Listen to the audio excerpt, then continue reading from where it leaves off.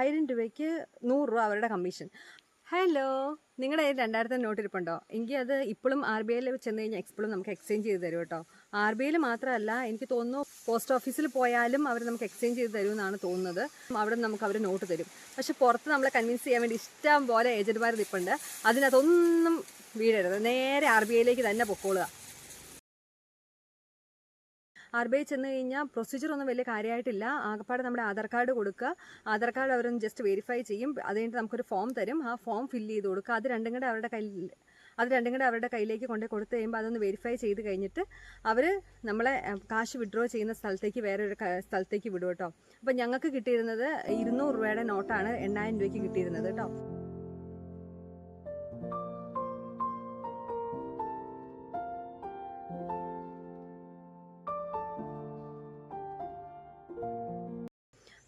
പക്ഷേ RBIയിൽ ചെല്ലുന്നതിനേക്കാളും മുന്നേ പുറത്ത് കുറേ ഏജൻറ്റുമാർ നിൽപ്പുണ്ട്.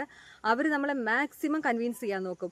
അതായത് ഞങ്ങളോട് അവർ പറഞ്ഞു എന്നാന്ന് വെച്ച് കഴിഞ്ഞാൽ, നിങ്ങൾ RBIയുടെ അകത്തേക്ക് പോയി കഴിഞ്ഞാൽ നിങ്ങൾക്ക് കാശ് കിട്ടാൻ ഒത്തിരി താമസമാവും. അതുപോലെ തന്നെ അതിനകത്ത് നിന്ന് അവർ ചില്ലറയായിരിക്കും തരുന്നത്, 10 രൂപയുടെ നോട്ടായിരിക്കും തരുന്നത്. അത് നിങ്ങൾക്ക് ഭയങ്കര ബുദ്ധിമുട്ടാവും. ട്രാവൽ ചെയ്യുമ്പോൾ നിങ്ങൾക്ക് കൊണ്ടുപോകാൻ പറ്റത്തില്ല. അതുകൊണ്ട് ഞങ്ങൾ ഇവിടെയാണെങ്കിൽ റെഡി കാശ് ഞാൻ നിങ്ങൾക്ക് തരുന്നതായിരിക്കും എന്നും പറഞ്ഞ് ഏജൻറ്റ് ഞങ്ങളെ കൺവിൻസ് ചെയ്യാൻ നോക്കി. അപ്പോൾ അവരുടെ കമ്മീഷൻ എന്ന് പറയുമ്പോൾ 1000 രൂപയ്ക്ക് 100 രൂപ വെച്ച് അവരുടെ കമ്മീഷൻ പോവും. അപ്പം ഞങ്ങൾ വിചാരിച്ചു ഇത് ശരിയായിരിക്കില്ല, എന്തെങ്കിലും ഉടായ്പായിരിക്കും, എന്നാൽ RBIയുടെ അകത്തേക്ക് ഒന്ന് പോയി നോക്കാമെന്ന് വിചാരിച്ച് ഞങ്ങൾ RBIയുടെ അകത്തേക്ക് പോയതാണ്.